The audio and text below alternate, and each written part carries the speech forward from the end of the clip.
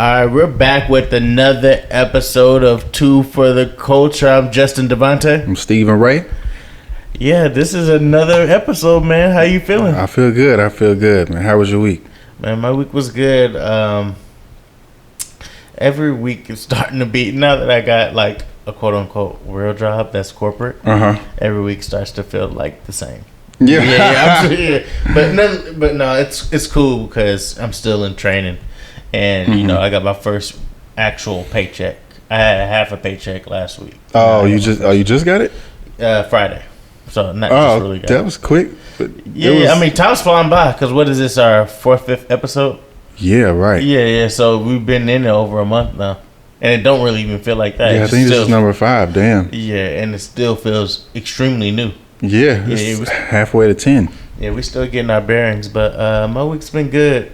Starting to not having to kind of overwork, so I can kind of expand and do a little bit more, and just get a little bit more my life organized. Like, okay, all right, now that I have a daily schedule, let's after work, what does that look like, and just have just kind of a routine. Have you been like chilling, like taking time for yourself? Yeah, I think so. Yeah, because I don't feel the need to work as hard as I've been in the past, and it's just scrambling because it's, you know, my income would, you know, it was as hard as I worked type of thing. Yeah. So, you know, and it, of course, it lived and died by me. So, you know, it was never just, hey, if the time was where I had to go and make money, that could have been like any time. You know what I mean? Yeah. And then not only that, when I was working with my mentor, it was that, you know, I gave him, I was like, just hit me up at 11 p.m. Yeah. And that, so I wouldn't know what I was getting, you know, not even within 12 hours, you know. So yeah, it's never, my next day was never guaranteed a set thing. I can hope for it, and try to plan around it, but it was never that. But how about you? How's your week? My week was good. Yeah, a lot of learning, a lot of new hats. I'm just I'm developing a pathway for me to have a place in Nashville. Places in like my place in Nashville. So, you know, in LA, I was an editor for a company, and you know, I had the social media thing going on, and I was like going to events and stuff like that. So I'm just trying to figure out my place here. So every day I feel like I have to wake up and be somebody new for another interview. So but it's been going well. I'm tired. Yeah, I've been editing. Me and Rob, we basically finished the movie last night. So that was dope. Knowing Rob, he'll be premiering it in Atlanta probably like in a month or next week, knowing him. So yeah, man, it's been a pretty busy week for sure. So when does the trailer come out? Because you got to clip that up and do all that too, right? Yeah, so, you know, basically we edited the whole movie together now, and then after that, that's when the audio comes in. So they clean up the audio and then make the sound, you know, just sound good. And then after that, that's when the color grading comes. So that's when somebody puts like, basically to make the colors of the film pop and all that. And then after that, that's when we'll go to that phase. Okay. Yeah, but the movie itself is like clipped up. I gotta watch it again tonight. Maybe some will change, but like most of it is now done now. Oh, okay. It's the reason why I asked that, because you said it's going to be a month from now. So I was like, what you just said sounds like it requires a lot of work. Well, a month is in, you have to book the place. You know what I'm saying? You have to book the place in advance, the screen in advance, and then, you know, you got to build the hype for it, and then everybody comes out. So, and you know, he does it to where it's like a red carpet, a step and repeat, and like it's sponsored and all that type of stuff. So it's usually like a big thing. Okay, so how? Because I know he did a couple movies before, right? And how did I mean, for him to keep on doing it, I guess the turnout and everything. Yeah, no, it's a really good turnout. He just last year for himself, he just wanted to film a whole bunch of movies and kind of put his name stamped like in the Tubi world. So he's just like dropping movies back to back to back to back. So this movie is a part of that bulk. So that's just mainly what he's just trying to do. Just trying to build his name up in that world, just as a director. And yeah, so I'm just like he always come to me for like visual effects. He'll just be asking me for random stuff. This is why I'm glad I don't do visual effects for people for real, because I'll do it for him, like my homies and all this stuff. But like being hired somewhere and somebody says, "Hey, can you make this alien twerk on the moon, then like blow it up and then do this and this and this?" I don't know how the hell I'm doing it, but for some reason I'm doing very well at everything he asks me to do. So it's fun. It's fun. Yeah, that's interesting that you say that, because back in the college days, you'll watch a like Sports Center or something, and you'll be like, I know how they did that effect. Yeah, no, I would. Yeah, it'll be like packaged to where, you know, if you're trying to get into visual effects, there's always like a certain amount of people online with like the same type of tutorials. And then if I see it, I'm like, bro, I know where they got that from. So I got you. Yeah. So you know, it's a cool thing. Okay, yeah. So is he trying to?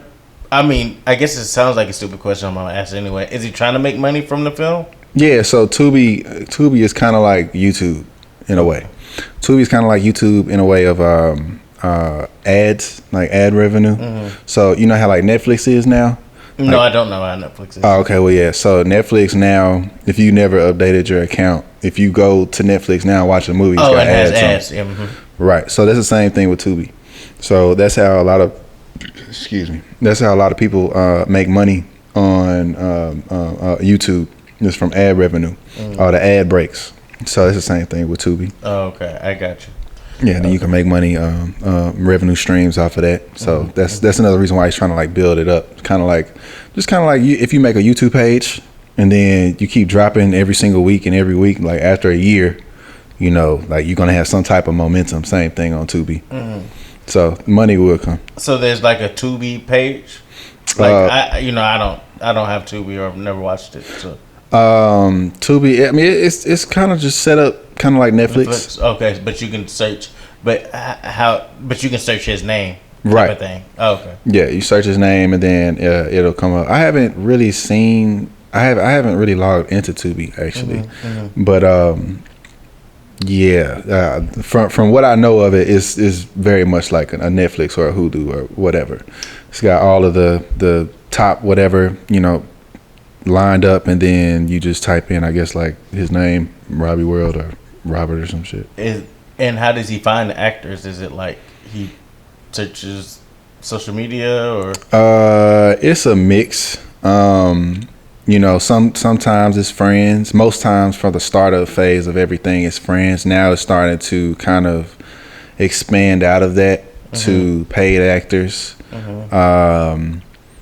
Yeah, so that's mainly what it is. So it's just like starting off, just kind of like anything else, just with your homies at first, and then the second movie is like with your homies, but then this paid actor, then the third movie is half and half, and then so that's really just like the route he's trying to go. No, he's definitely a hustler.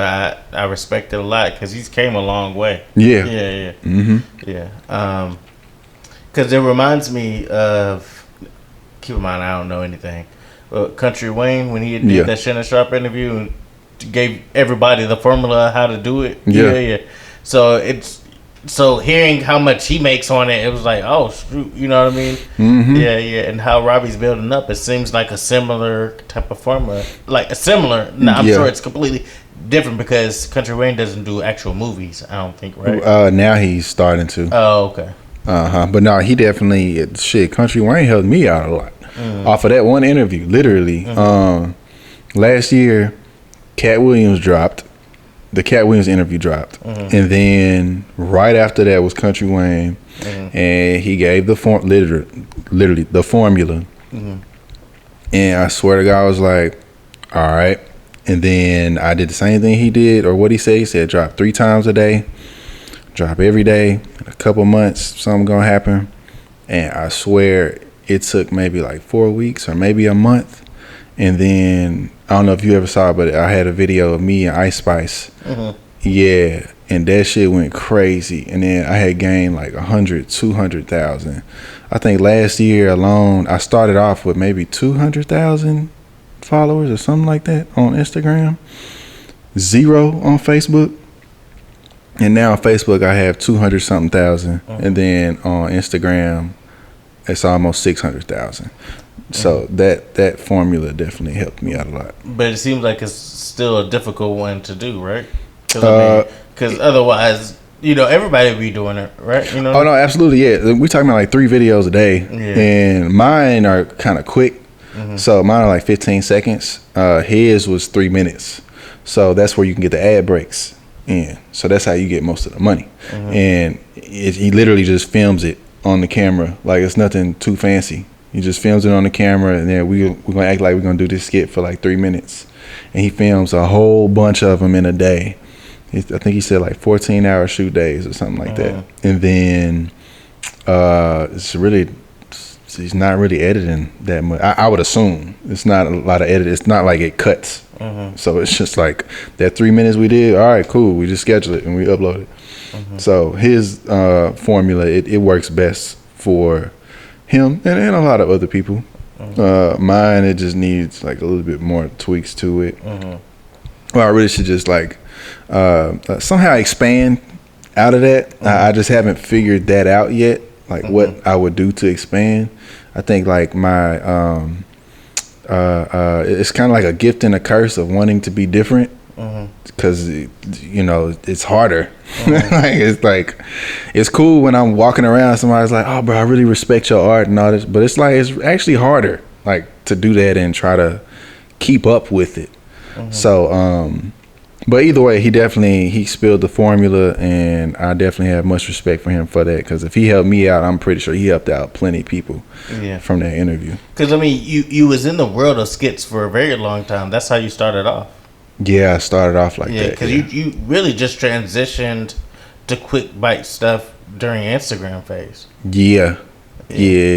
After I became Ray So Silly, that's when I really switched all of that.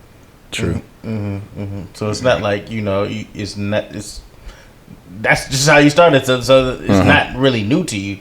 It's just getting back into that mind mode, but because you've been doing, the quick bites for so long. No, I actually do need to do that. Actually, collaborating with people does usually help. It's just so easy to not to. Right. So it ain't nobody saying, hey, bro, look, what if I say this or what is? I'm like, nah, brother, it's like, do what I said. Yeah. Or you could do it all and see how it clips up and comes together and make a decision. Yeah, usually. Majority rules. Yeah. No, I mean, anytime I really collaborated with anyone, it wasn't a bad thing. It never was a bad thing. I guess it's just way more of a hassle.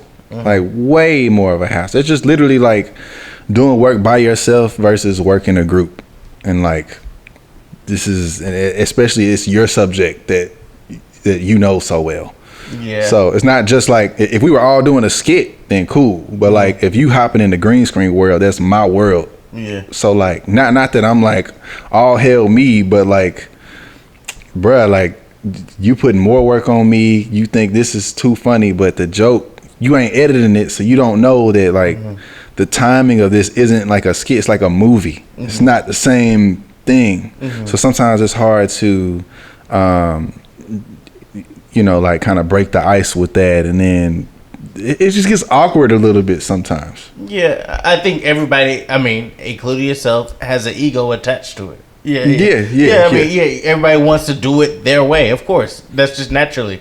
But I mean, that's what a team is. You gotta be like-minded in the goal itself. That's why I only collaborate with people I know for real. So like Ken Tut, Rob. That's probably that's the cap. Yeah. So I think it should be something like, or was the cap? Like what I see and what you're probably familiar with is they come into your world, you come into theirs, and like, hey, this is how I want to do it in my world. Then I could come over to your world, and you show me how you want me to do it. Yeah, and it could be that on that. Yeah. And hey, I'll put input as I see fit, just to see how it works. You can take it or you can't. I see that. Yeah. But I think it's just, as you know, of course I don't know these guys, and I met so few of them, but it's just communicating. Yeah. No, I believe in that. I think I do have. I gotta get rid of the. I don't know. I feel like I have a brand too, so sometimes the brands don't just like match up.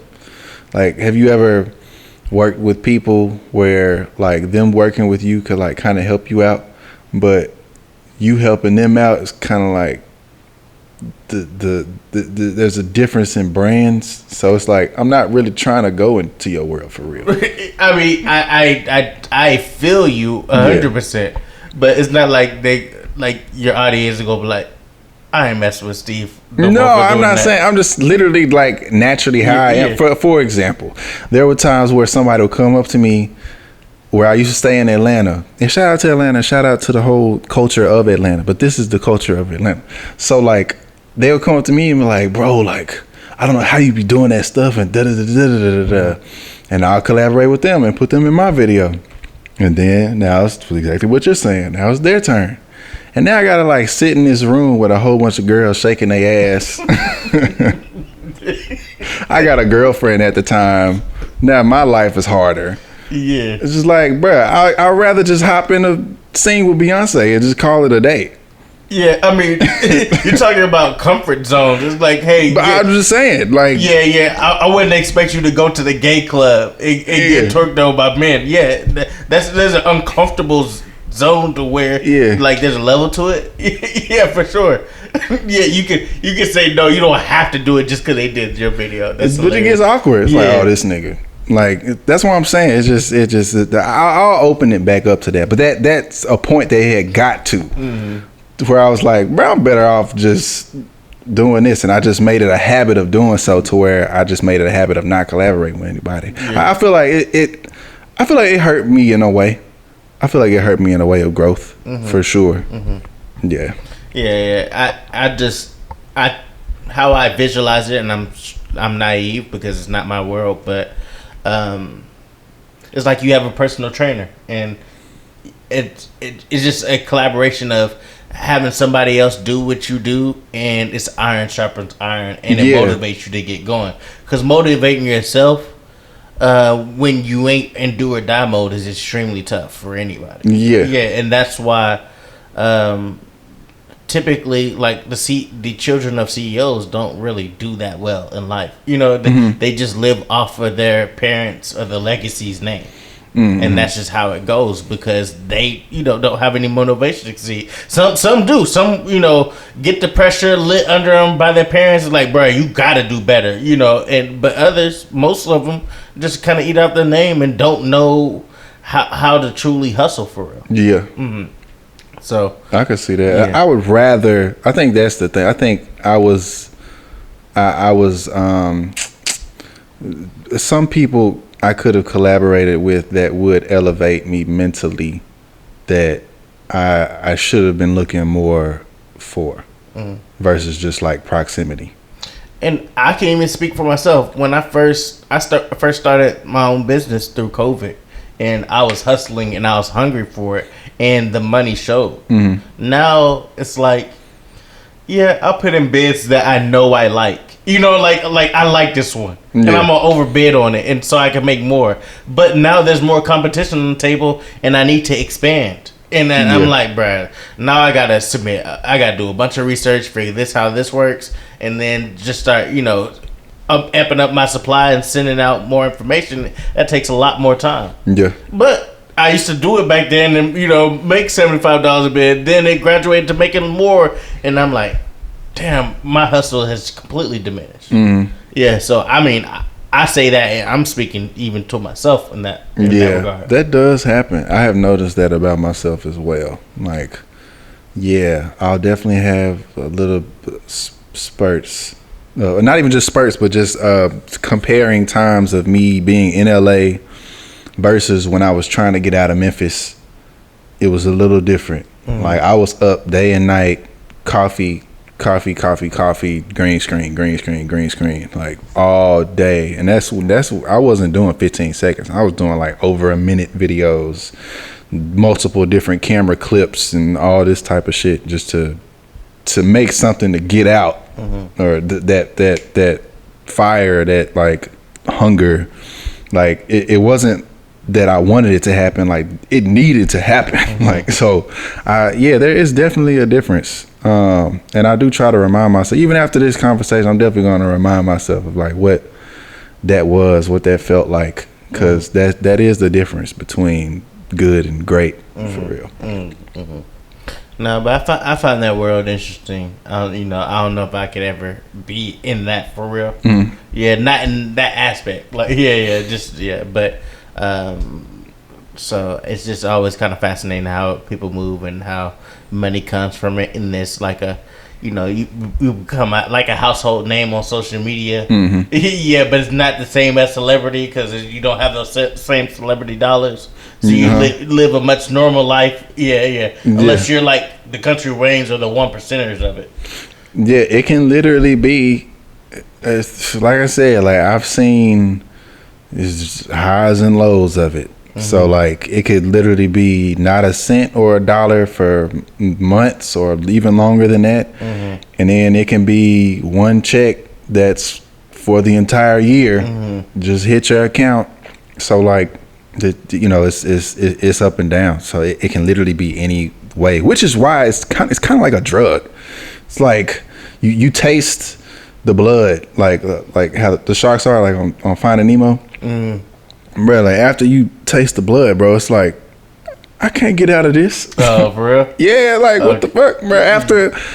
After the biggest check I got, what? And I was in LA, so like I'm around all these people who really getting money out, and it shows. And it's like it's a different world, bro. And it could easily be a video away. One video. Oh, okay. The Hawk Tool girl, pretty sure her whole life changed. Yeah, but she could have never calculated that. Well, I know, but I'm just saying that was a random thing. But all right, Country Wayne, it's anybody, like anybody. What's his name? DC Young Fly. You remember when he first started? When he was standing on Walmart. Singing? Yeah, it was just like a couple videos, and it just made so much motion that like all the other stuff just made sense. And then that's when you capitalize. One of the main people that I've seen capitalize the most is Drewski. It's like a A+, like in terms of capitalization off of the whole thing. And DC Young Fly. I'm sure there's a lot of them that capitalize, like even the Just Hilariouses of the world. Yeah, no, I've seen it. I'm just saying, like the strategic move, like the perfect next move every single time to elevate and all that. That's super important. I've seen a lot of people, including myself, that'll be in certain moments or aspects, and then the next move is just so crucial. I've seen people like on Wild 'N Out then get kicked off, then you don't hear from them anymore. I've seen people on BT, seen people that rose to being in movies, and all of a sudden you don't see them anymore. They probably can't even call anybody to be in the movie right now. But it's all important. It's very, very important. Every move has to be your best move. It's like gambling. Well, there's failure along the way, though. I said there's failure along the way. Yeah, like I disagree with every move has to be your best move. Your next move has to be. I just like you going to misstep. You're going to make bad decisions. Well, of course. Well, of course. Yeah. So I mean, I think it's just the hustle and the want and the love and the drive of it all. That's very, very true. That is very, very true. I mean, I feel like we're sort of saying the same thing because I feel like what I'm saying is a result of what you just said. Yeah. Right. Yeah. So it could be a bad move, but your hustle's so good that like something else probably outweighed that shit just because of the opportunity from the work that you just put in. Right. And I'll be surprised if Robbie didn't love this shit. You know what I mean? Oh. You can he gotta love it. You know what I mean? To Drewski has to love it. Mr. Beast, he's one of those ones, like if you saw his Joe Rogan interview and how much he loved YouTube, Like it's a sensation. You can't even describe how insane you have to be. Of one, he's just talking about how they did their thumbnails and how he did it his, and he looked in the frames per second. You know, it's like, I don't know what you're discussing, but I can tell that you have an insane level of passion for what you do. Yeah. So I would love, I have a competitive nature and I want to be the best, but I don't think there's insane love or passion in anything. You know what I mean? I do. Like, for my career, I want to make, be proud of my peers. I want, my, what is the word I'm looking, the people above me. I want to do a good job for everybody, around the circle. Of course, provide for myself, but it's never a passion. You know what I mean? Like, I got to do this. Spending every waking moment thinking about this when I go to sleep. It's like, yeah, I'll think about it, and I'll think about the things I do wrong, and I'll try to do better each and every time. But it's not an insatiable passion to do anything. But if you, I'll be surprised if Drewski and all of them didn't have an insatiable passion. Oh no, absolutely. Absolutely. Like, it's definitely a thing. It's something with, I feel like, with creatives, like creative people, maybe, well, just specifically that I can completely relate to. Like, if I don't touch anything, if I don't like come out with something, or or even draw on a piece of paper, like, if nothing creative comes out of me, I feel like I'm dying. Like, I've felt that so many times. So there has to be other people that feel like that, to where I can't get away from social media. Like, if social media or movies and all this shit just goes away, like, I don't know what I would do with myself. Like, having a job and all this is cool, but it's cool because I can buy certain things and put myself in certain positions and like provide for family. But it's not like it doesn't fulfill my soul at all. Like, literally dropping a video and I think that shit funny and I laugh, that does so much for me. Like, so that I can definitely resonate with people, which is probably why I'm still in this shit. Like, it's definitely been a while. I could have quit a billion times by now. So yeah, I don't know. I feel like everybody has a passion of something. Maybe yours is not necessarily like the job. Maybe it's like being a good human, or like There's things that I love and care about, but I'm saying insatiable passion. I love the sense of community and building around it, and I just want to really see everybody do well. That's why I extend over and beyond for others. And I'm do a lot better at putting me first in a lot of aspects, but I think that's, it just really starts religion, and I'm a servant to God. So so, and then I have to give back to what people give back to me. So I have to, I feel a duty to make sure my grandmother's taken care of. Right. Because she sacrificed so much. Coming from a family of sharecroppers. Do you know what a sharecropper is? Like, so they rented land from the owner, but nonetheless, picture an extremely high interest rate to where you can just pay enough to feed your family and you give your crops away to the landowner. So there's times where she went hungry. And then I remember. And still working hard as hell. I mean, well, you're talking about as a kid, so it's a little bit different. I'm just talking about the aspect of her childhood. Not having shoes. Living in Mississippi. Born in 1948. So, not having shoes, being hungry. I remember one time, because I'm disgusted by beans. So I was like, look, I was telling my granny, I was like, I'd rather die than eat beans. You're like, no. She like, you would eat beans if you hungry enough. And then I was like, nah, granny. And they just too disgusted. She's like, honey, you will eat beans if you're hungry. Like, the way she was saying it, I knew she was coming from, like, remembering how hungry she used to be. And then she was like, I used to, beg for food. And she was like, the kids were the nicest, in terms of, like, throwing her bread when they saw that she was hungry and begged for food. Yeah. Yeah, so I was like, dang, I can't. You know what I mean? Regardless of how time's tough, it's like, I got to make sure that you're taken care of because she does a lot still for people. And if I told you all the stories, it would be insane. And I was like, Granny, you still can't be stressing out over, your grandchildren's actions, your children's actions. You know what I mean? You got to rest at some point. Yeah. Yeah, so that's how I am about her in general because I already told you, like, I don't, about the things, how I feel. But nonetheless, so that's kind of really what I do it for. It's like I'll put my life on the back burner a little bit so I can make sure that you're happy and taken care of. But that's not an insatiable passion. Like I'll wake up to figure out how I'm going to make my granny's the best day ever. You know what I mean? She can chill today.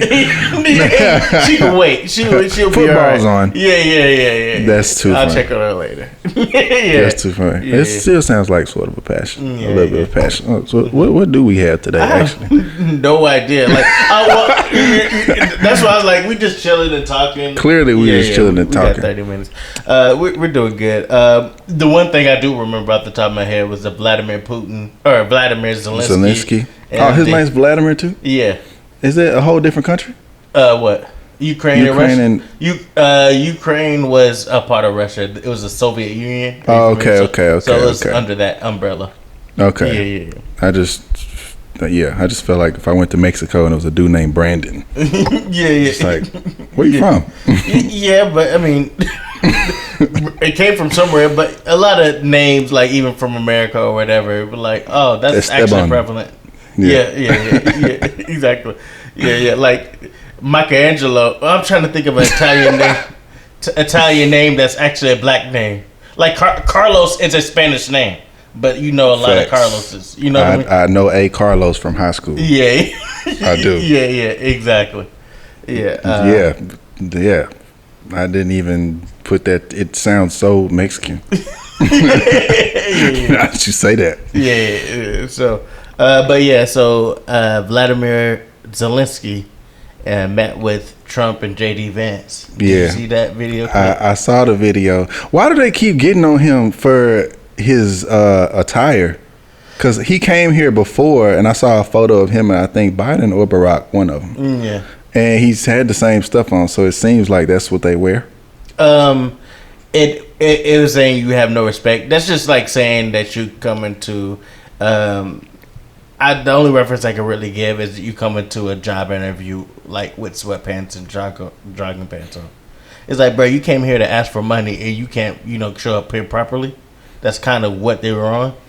And so the reason why they killing, like, they're treating him as if he's the bad guy, the reason why is because a lot of people feel like he's just leeching off the government. So I'm gonna speak to how I feel. How about that? So I feel like, publicly, do you want to, show them who's the boss, number one? That's one thing. And I think it was an element of that, show them who's in power. Mm-hmm. Yeah, and who's making decisions and who actually controls what happens. I was like, okay, I can understand that.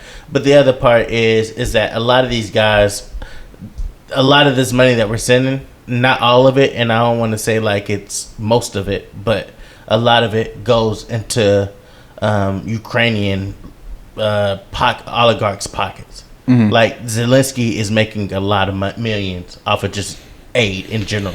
So a lot of it does fund the soldiers, but a lot of them are keeping percentages on top of that to fund their own lifestyle. Oh, okay. Yeah. So, to think that Zelensky is just making the bare minimum is not the case.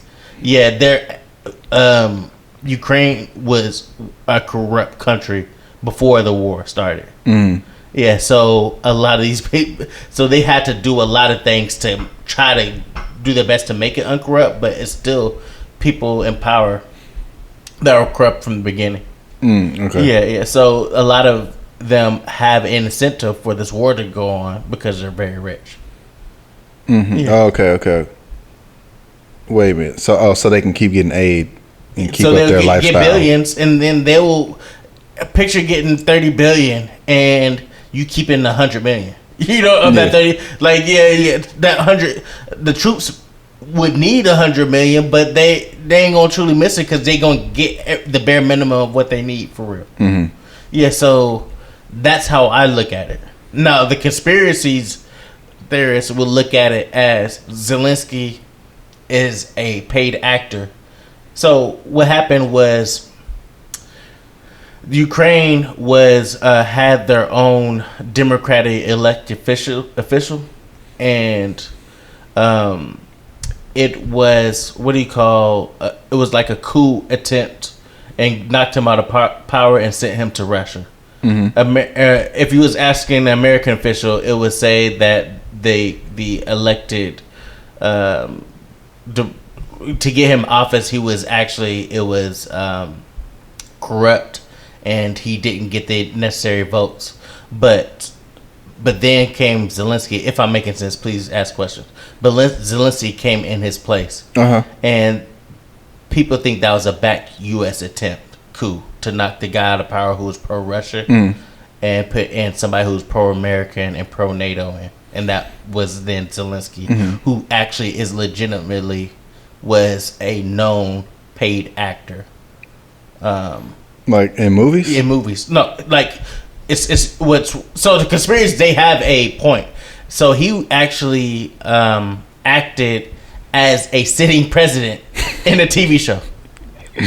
What? Yes. Was he sitting the same like in the video?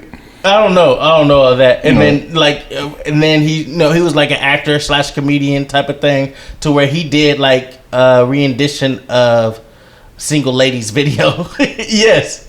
What? Yeah, exactly. For sure. Okay. Yeah, so he had an actor career. So some people could say like similar to Arnold Schwarzenegger. Yeah, that's the first person I was thinking about. Ronald Reagan was an actor. But I didn't know that. Yeah, so there's a lot of actors that have been in high appointed official positions, but and he's one of them. But if when it all comes together, you seen him have this army fatigue that he wears. It's like, bruh, you ain't fighting in the military. Why you wearing army fatigue? Yeah. You might as well truly wear a suit. So he'll come on that vibe, and that's just a similar vibe he was on. Was just wearing, trying to. I don't know. I can't speak for him. But that's just kind of what he's on. He wears a lot of army fatigue, even though... That was army fatigue? No. I'm just saying in general. Oh. So, but they have, like, sweats and things like that. So, that's just the image he tries to give off. Oh, okay. Yeah. So, I think... that situation reminded me of... I can't remember... I don't want to say the name because I know I'm wrong, but... I'm saying I'm wrong, but this... did happen. I just can't remember the countries. I know Saudi Arabia, and I think it was the acting president or whatever you call it, the head official in Jordan. That man, to show the people in power, slapped that man on live TV. Yes. I saw that. Yeah, I saw somebody slap somebody on live TV. Yeah. So when that's just kind of showing, hey, I actually run this, and that's kind of what Trump and JD did. They just they came in like.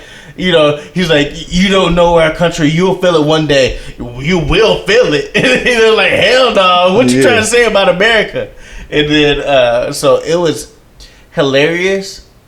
I didn't feel bad for him. Oh, yeah, because I think they are corrupt, and they are siphoning a lot of money. Mm-hmm. But at the same time, there's a way that you conduct things, and also if you want to get back your money, and we're talking about getting back the money that we spent from rare earth minerals, you do have to work with him.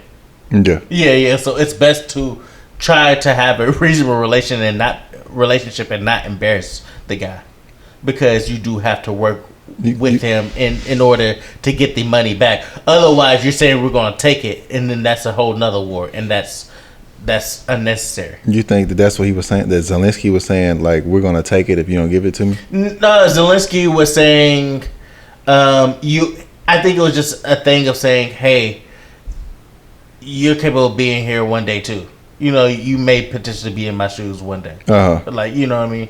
I think he was just kind of using that kind of like as a way to speak, but he doesn't speak proper English, and it sounds off. Yeah, or English is not his first language, right? So he like he'll and then he's like, what do you? If you took him for what he literally meant, then it'll sound off. but it just sounded like, hey, you can be in my shoes easily too. Yeah. Okay. And what do you expect me to do? I'm trying to save my country. But but Trump and them feel like if you were saving your country, you would have came to peace negotiations way before here and would have tried to make peace. But under the Biden administration, you wasn't doing that. So are you trying to save your country? Mm-hmm. You don't. If it wasn't for us, you don't have any money. You don't have any weapons. We're completely funding I have everything. all the cards. Yeah, exactly. Yeah, pretty much. Exactly. Okay. Yeah. So you need us.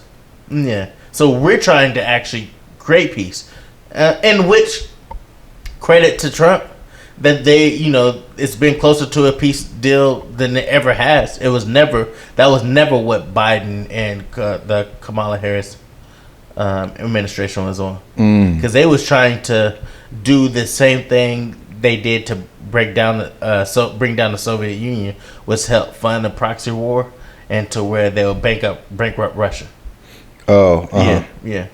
Okay, so if you ask me, and so you don't really feel bad because it just like not for you feel him. like it was kind of like corrupt anyway. Yeah, it's like you just telling it how it is to somebody that don't mean that much. So I don't feel that bad for him. Yeah. But of course, it was a show. Yeah, they came in knowing that they was going to go in on him. Clearly, that man got jumped. Yeah. Bro, it was like, it looked like a lot of people surrounding them. And I haven't really seen something like that in a while. It looked like his back was against the wall. There was nothing he could have done. And then after it, all he was doing was apologizing. So it just felt like he was trying to defend himself. He's trying to defend himself, but he didn't really do a good job. Yeah, because I think he came up here with the same type of agenda that he was getting from Biden and the Biden administration. It was like, hey, you put me in this position, and shoot, I would just be chilling and eating. Yeah, because this is what y'all want, and I'm gonna give y'all what y'all want. So y'all need me to help destroy Russia. But so he was coming in with that mindset, like, hey, I'm gonna just get more money to fund this war. So I'm gonna just pull up on America, and then they're like, bro, you better bow when you come because you asking for money from us. Yeah. So it is what it is, bro. Yeah. What you think about the whole Canada situation and him doing 25% tariff for Canada and Mexico? Yeah, it's an unnecessary trade war, if you ask me. Yeah, Canada's talking like we about to go down. Yeah, Justin Trudeau will be out in a couple months. He ain't gonna be here. Oh, for real? Yeah. Oh, okay. So, but I've been hearing that a lot about not necessarily him, but I've been hearing that a lot about the increase in prices of like damn near everything that's about to happen just because he did that. Yeah, I think that was one of the ones I did want to see, because I mean they're neighboring countries and they're like little brother. You know what I mean? Like, yeah, what do you want them to see? They want to be equal partners to us. It's like, not really. Yeah, I would have liked to rather them try to be a part of America than we actually have a trade war, because it's all about like a fentanyl issue, a drug issue, drugs coming into America from Canada. Seems like a small issue considering that a lot of it comes from Mexico. Yeah, and now it's going to be a trade war, 25% on goods, and they give a lot of energy, oil. It seems like over the top, but there's good and bads to every presidency. Yeah. So it's just a part of it. I'm just seeing how it'll play out and what that looks like. But I that's not how I would have tried to deal with it. But then again, I have a limited view of what's going on, and I don't have the whole picture and all of the information. That's definitely just something I've just been hearing. It's just like cars, vegetables, oil, like everything is gonna go up. Yeah. And it's just gonna mess some stuff up. Yeah, and I just think that it's now to a point to where we should be more self-reliant. You know, like I want to get solar on my roof. I know I've been to a solar training class. I don't know if you know that, and I know how to install solar. Yeah. But paying for it is another thing. I want to do that. I want to, we talked about chickens and all that stuff, grow vegetables. Like, that's just it. Just pushes me more to that mindset, and I need to be more urgent about it. Yeah, the solar thing. That's I see it a lot. Well, being in LA, it's sunny all the time. Out here, it's not really like sunny all the time. I could see people selling it elsewhere more than here. Yeah, LA is different because the cost of electricity is much higher in LA. Like, because I've mentioned maybe last podcast that we through TVA, we get electricity through TVA, and they have the lowest cost in the country to produce electricity. So not only that, it's hard to solar is harder. It's a harder sell. Okay. Yeah. So there's so many solar companies there. Here to make it make sense, because also I think that if you put money back into the grid and solar, then they give you to the grid is pretty much saying that you give the utility company electricity, then they'll give you money back. Here they took that incentive away several years ago. So you need a battery to make it make sense, because otherwise you'll only be producing solar to your home during the day when the sun is out. So you need it really don't. Well, from what I see, it's not all the time. We could produce a lot. Of course, it won't be to LA or Arizona or all that stuff, but we'll produce a lot. But nonetheless, you need a battery because when it's the night, energy needs to be produced, and you'll use that battery to feed your energy usage. Yeah. Otherwise, then you'll just be paying for electricity during the night, and you'll just be using solar during the day. And people are home more at night than they are during the day because they're working in along those lines. Right. Yeah. So it really would make that much sense. So you have to have a battery, which is like $8,000 on top of the whole installation. So it's a harder sell because the return on investment takes so much longer. Yeah. That makes sense. Yeah. No, I see that. Yeah. Let's see what else we got. We're doing pretty solid. Yeah. There's one video that you. The Halle Berry joint. Yeah. What? Just them reenacting that kiss on the Grammys. The thing for me more so isn't like that's his wife. Yeah. Like, how would you feel? Like, what if you were the wife, and then if I'm the wife? Yeah, because he did. Or what if I was Halle Berry's husband? Let's say that. Yeah. Yeah. If you were Halle Berry's husband, like, what would you be thinking? Or is it clearly they have like this relationship that's this flies, like it's cool? Well, I would hope that you would let me know ahead of time that was what y'all plan on doing. It don't look like it. It looked like she just saw him and was like, you know what? Let me just do this. Yeah, and then that now I'm gonna be upset because I'm not creaming. That 2003 thing ain't gonna be even triggering in my head. Yeah. I have to remember because I didn't think that was that iconic to remember. No, on God. So I just realized that from seeing this video. Yeah, exactly. I didn't even know it was something. Yeah. Yeah, so I'm gonna be mad that you just did that because I'm gonna think you kissing a random man, or he looks. He's famous. I've seen him before. So yeah. But I don't be in tune like that. So if I'm the husband, I wouldn't. I'd like you just kissed an actor that I haven't seen y'all in movies with for real. I don't care if you just got off set. Me. Oh, so you couldn't even handle if they was kissing on set during your acting scene? No, I'm saying that if they just got off of set and then now you're at the award show, whatever, and then you still go up to this man and kiss him, I'm definitely gonna feel away. Yeah. It's like, what is all this? But I understand, it's they have their own thing. I was just asking. Yeah. But that reminds me. So, could you handle, since you're in the world, about how seeing your girl acting on screen and kissing and all that stuff during a scene? I wouldn't want to. I've been, with an actor before, and it's that's just me being like super transparent. I just don't want to see her on no other man. Just straight up. Like I don't want to see that.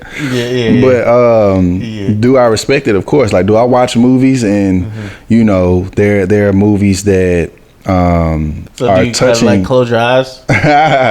Or No. you storm out and fume? No. You gotta keep it. You gotta keep it cool. No, yeah, I'm definitely gonna keep it cool. Like if it's playing and you did that, I respect the art of it. So in the back of my head, it's like it's a twitch back there. But like I'm not gonna show that. But if somebody asks me though, like if I'm on stage or on a panel, it's like, how you feel about this? Like, I don't want to see that. I don't want to see that. But I do respect the art. Like I said, there's plenty of movies that I love, and there are couples in the movie. There's a wife and a husband, and that shit really looks real, and it makes you feel away. What about her titties drop and getting her back blown? The twitch might show. The twitch might. It might show. I ain't trying to see that. I did see that too before, which is it. Oh wow. Yep. You started to do the Denzel Washington cry. Yeah, that one too. Yeah. No, I definitely saw that shit before. So I just don't. I don't want to see that shit. I don't. But I mean, I respect the art. But yeah, if somebody asks me, I don't care if it's the dude or the producer or whoever. How you feel about I don't want to see that. But it's a part of that world, which is why I kind of feel weird about that world a little bit. I feel like with me being, I plan to be, just acting in my own films and all that type of stuff, which will come with like a on-screen relationship and all that. Like, I don't even know what that would be like for my woman to see. But everybody's different, though. Everybody's different. Everybody can handle certain things. But I just know for a fact that it is their job to connect with the other person. This ain't like you go to the office and like, oh, what files do you have? Oh, okay. You have to connect with that person. And it has to be such of a connection that it has to show on screen and the camera don't lie. Yeah. So it's a little bit of it just makes me feel weird. Yeah, my girlfriend ain't having none of that. But I told her about a time to where like me and I call him my cousin, but we're not related though. But my mom's best friend that was pregnant at the same time. And his mom breastfed me, and my girlfriend got mad at that. It's like, I don't like her. I was like, what? Because she breastfed me as a baby? Oh my god. Yeah, exactly. Oh yeah, she ain't having none of that then. Yeah, exactly. Yeah, job or not. Yeah. No, they got AI. Yeah, I don't even think that's enough. Yeah, like no, that's still. Oh right, it's still your face. It's your likeness. You're cheating. No, that's too funny. Yeah. Shout out to the people that can digest that. Because me and Hallie would have to have a conversation. Like, ain't your contract up for the movie? Yeah. That was 2003. Yeah. So that's 22 years ago. Like what? And so what's his name? The fight. There was a fight this weekend. Oh yeah, right. Yeah, and Javante. So yeah, it was a draw. And Javante, he said that he had took the knee or whatever because there was grease in his eye. Do you believe that? No. Yeah, like I mean, one, there could be just sweat in your eyes and it's gonna burn, so you don't even need that shit does burn. Yeah. So maybe it's sweat in your eye, but at the same time, he's been doing this for so long though. And you're a fighter. Nobody wants to hear that. That's an excuse. That's what you saying? It's like nobody wants to hear that type of excuse. Mm-hmm. Yeah. Like I had to shit. Like, bruh, like nobody wants to hear no excuses. Like it's one thing to say I broke my arm in a fight and I couldn't swing with my right. Yeah. But you're saying, bruh, I got grease in my eye, so I had to take a knee. Like, bruh, you a warrior, fam. That's not what we on. You got to go through with that. If even if that's the case. Yeah, and so he would have won then if he didn't do that. No, because it didn't count. Oh, so the knockdown didn't count. But so how it's supposed to go? If you get to the ground, if you self fall, that's a knockdown. Yeah, but it didn't count. So it was act like it was never happened. That wasn't a part of a judgment. So he would have drawn. Oh, so it really don't matter that he did that. No, what people are saying, and for him it didn't matter if he did, like, because it didn't count. But for the leech, the opposing fighter, it was a knockdown and it should have counted and he should have won because it would have been a draw. Mm-hmm. You see it wouldn't have been a draw. It would have been a draw. He would have won if they counted that as a knockdown. Oh, right. But yeah, it was a draw because it was a close fight. Okay, so yeah, that's what I'm saying. So that even the knee didn't have anything to do with the results. Exactly. So he was just like saying something. Yeah, it was because it should have drove a different result. Yeah, but it didn't. But he's giving an excuse on why it happened. Okay. Saying I'm still the best. I'm still great. This happened because of that. And we're like, bruh, nobody wants to hear that type of excuse. You're a warrior. Yeah. Yeah, that was like when Deontay Wilder was like, bruh, my uniform was too heavy when I walked in the ring. That's why I was tired. It's like, nobody really, you practice and fight forever. This is the excuse you're making. Mm-hmm. Like, yeah. You got and even the hairdresser, stylist, whoever did his hair is like, I don't even use no grease. I don't know if she said that. Did she say that? Something like that. She said, I did your hair on Wednesday. It was Saturday. And you weighed in, you worked out, basically you exercised, warmed up and all that stuff. Yeah. Yeah. So it was a lame excuse. Okay. Yeah, you're a warrior. That's not what you stand on, regardless if that happened or not. Just say, hey, this is what happened. I'm just giving y'all an explanation, but hey, you know what I mean, and just leave it at that. But to say like, take this, it's just an excuse. Yeah. Well, I guess it still didn't even really matter though.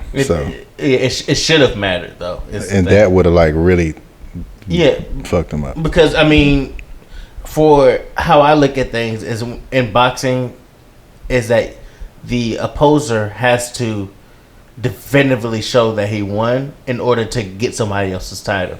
And a knockdown would have did that. Yeah. Otherwise, then you could have did everything great, but if it was somewhat toe to toe, and you kind of overwhelmed, you kind of beat him a little bit, you got to show me proof to actually get a dub instead of a draw. Yeah. That's how I look at things. Okay. But, I don't really have anything else. I think we're doing great on time. All right, we'll close up. Yeah. Well, this is another episode of Two for the Culture. We'll be back next week. Absolutely. Yes, sir. I hope you have a good one. Love y'all. All right.